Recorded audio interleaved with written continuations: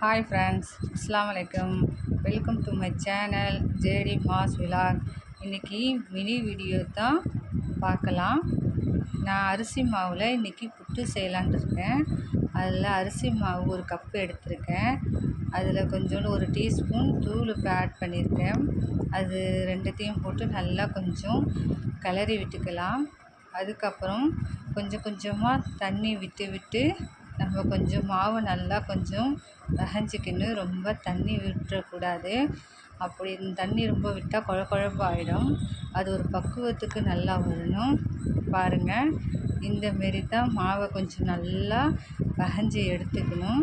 அப்போ தான் புட்டு செய்கிறதுக்கு ரொம்ப நல்லாயிருக்கும். நான் இந்தமாரி தான் செய்வேன். அதுக்கப்புறம் இட்லி பாத்திரத்தை அடுப்பில் வச்சாச்சு. அதுக்கப்புறம் இட்லி பாத்திரத்தில் எப்போவுமே நான் புட்டு செய்வேன். அது கொஞ்சம் கொஞ்சமாக தூவி அதில் நல்லா கொஞ்சம் வேக விட்டுக்கணும். அப்போ தான் கொஞ்சம் சூப்பராக இருக்கும். எனக்கு அரிசி மாவில் ரொம்ப புட்டு செஞ்சது ரொம்ப பிடிக்கும். உங்கள் யாருக்கெல்லாம் இந்த மாதிரி புட்டு செய்கிறது ரொம்ப பிடிக்கும்னு சொல்லிவிட்டு எனக்கு கமெண்ட் பாக்ஸில் கமெண்ட் பண்ணுங்கள். எனக்கு ரொம்ப பிடிக்கும்.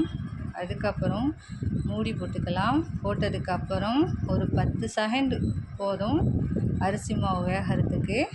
இங்கே பாருங்கள், 10 செகண்டு தான். நல்லா புட்டு வெந்து போயிடுச்சு. ரொம்ப கூட வேக வைக்கணுன்ற அவசியம் கிடையாது. அந்த புட்டு மாவை எடுத்து ஒரு பாத்திரத்தில் நம்ம போட்டுக்கலாம். அதுக்கப்புறம் தேங்காய் துருவி வச்சுருக்கேன். புட்டுக்கு தேங்காய் துருவல் போட்டால் தான் அது டேஸ்டியாக இருக்கும். நானும் அது போட்டு வச்சுருக்கேன். அதுக்கப்புறம் சுகரை ஆட் பண்ணிக்கலாம்.